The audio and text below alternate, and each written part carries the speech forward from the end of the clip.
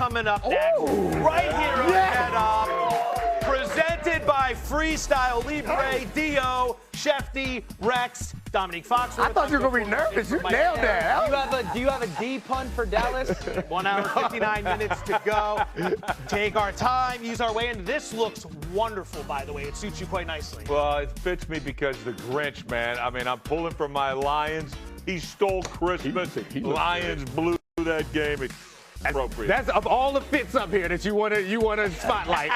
That's what a wild day in the NFL. Nothing was more wild than a crazy ending to this Lions-Steelers game. Let's head to the Tesla. Gets called for it, but the Lions still have a chance. We're 4th and goal now. Now take a look at this. Amon-Ra St. Brown, does he have it? What a stop by the Steelers. There's flags. He laterals, of all people. It's Jared Goff into the end zone. The Lions appear to have won. The refs converge. No one's happy about any of this. Neek, take me through what's happening here. Yeah, cheating is what's happening here. This is a good call. He ran right to him and threw both arms out, full extension, created separation. And then after that, the play after that was some really instinctive stuff, and it was impressive. But don't cheat. We get a second offensive PI there, and because the clock had run out, the game ends. Steelers 29-24. Here's Jared Goff. The one where Saint caught it that we thought was a touchdown. In my opinion, that's a bad call. And I don't know. But those happen. Listen, man, they got a tough job and they make calls that go our way all the time. The intervention I saw from those refs late in that game, I've never seen 2 offensive PIs to lose a game like that. A rare moment in sports talk where we will break down what may have been a controversial call. Doesn't happen very often in the sports world, but that's where we are going to begin today. Coach, did they get it right? They got the last one right, but they certainly got the previous one dead ass wrong.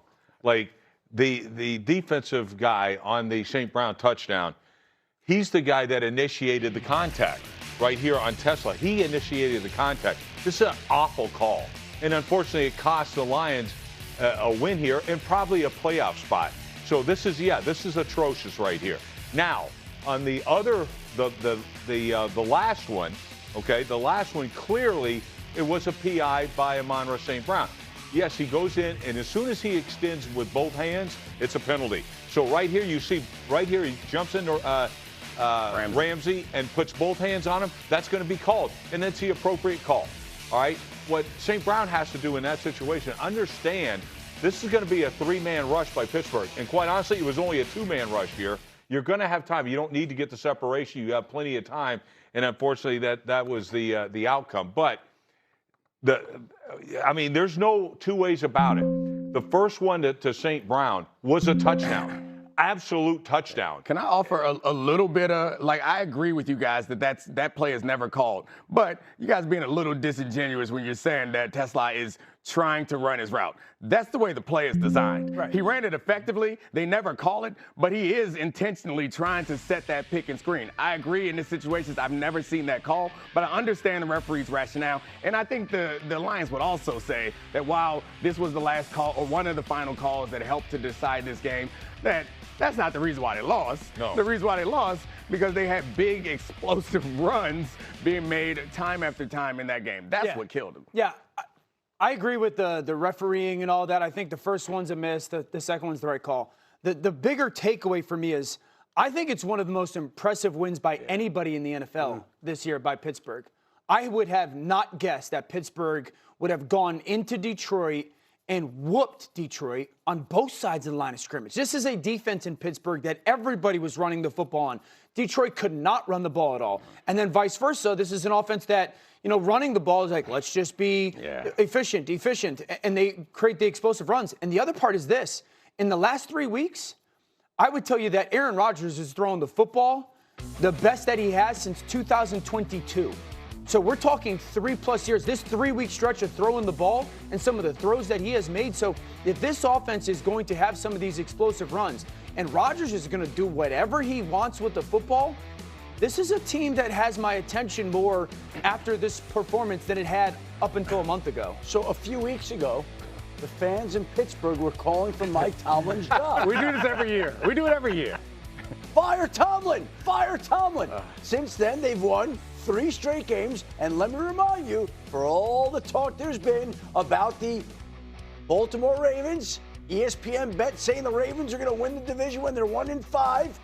The Steelers now are 1 win away from putting away the AFC North. 1 win or 1 Ravens loss, and the team that wants its head coach fired, the fans that want their head coach fired, will be the division champs in the AFC North. You know what else was impressive yesterday? Everybody for Pittsburgh, their touches mattered. Yeah. Like, Adam Thielen's been there for 2 weeks. Adam Thielen has 3 or 4 huge catches. DK Metcalf obviously has some big catches. Jonnu Smith and his impact, both backs. And so you're looking at all these different kind of role players fitting into this offense, and now everybody's not wasting opportunities. They're all taking advantage of them. And with Rodgers is doing so many different little things that is enhancing everybody's role and kind of elevating their role.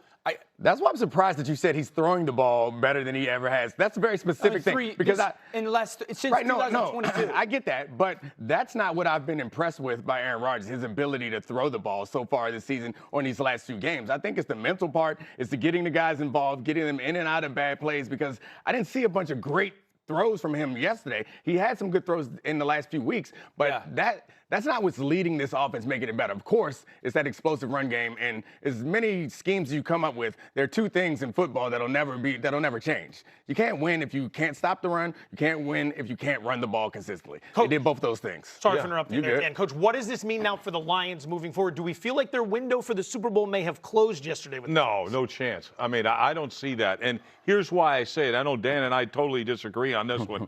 Look, this is the 2nd-rated offense in the National Football League. They score over 30 points a game, okay? And the defense can't be worse, right? Yeah. Like, there's no way it can be worse. So I think, yes, did it close out this year? Yeah, they're going to make the playoffs this year? Yeah, it doesn't look like it, okay? But it's unfortunate, because I'm going to tell you, if they would have made the playoffs, no team would have wanted to play them. Why? Because that offense is that explosive. Now, this game, Dan, you talked about an impressive performance by Pittsburgh. Yeah. On the line of scrimmage, absolutely. They outgained the Detroit Lions by 215 yards. In Detroit. Ooh. If anybody, they would have said, somebody's going to outgain the other team by 215 yards. Yeah. We would have all thought Detroit was going to run the ball down their throat. They got to look at something. Here's the deal. The difference to me in that game. The edges by Pittsburgh, and Highsmith in particular, the guards and paper, it looked like, we got this. No, you don't. Bunch of TFLs. They couldn't close the edge. And what happened is, this is what happens when you don't have a running quarterback or an athletic quarterback, because you're not going to play that the same way. Because of the bootlegs and all that type of stuff. But Pittsburgh knew it. That was their night. Funny how the game has changed around the quarterback. But I was surprised that you said that you disagree with Dan. So, Dan, you think the window's closed? I have too much respect for Brad Holmes, the general manager, and Dan Campbell to say, like, it's closed. Yeah. I tell 2 things, though. One, this rebuild has been built at the line of scrimmage, mainly on the offensive line. The offensive line was the strength. It became the calling card. The offensive line has become the weakness in Detroit. So that gives me concern. You're not just snapping your fingers and all of a sudden becoming that dominant offensive line again. And then also, their best players have been their cheapest players. And they're going to have to pay the piper at some point here in the next probably year with a bunch of contracts. And that is what they have in their future. They have to figure out a way to pay Jahmyr Gibbs, Sam Laporta, Brian Branch, Jack Campbell if they want. Can't pay everybody. They don't have that much cap room. Here it is. They're essentially $23 million now over the salary cap. I could see Jared Goff wanting a new deal, too. I mean, they might give him a new deal. I mean, normally, like, you'll get a new deal in order to, like, amortize the cost, and they can fix it. They have all those problems, but they also need to rebuild the interior of that offensive line if they think they're going to be good again. Here's the deal. The window hasn't closed. Right.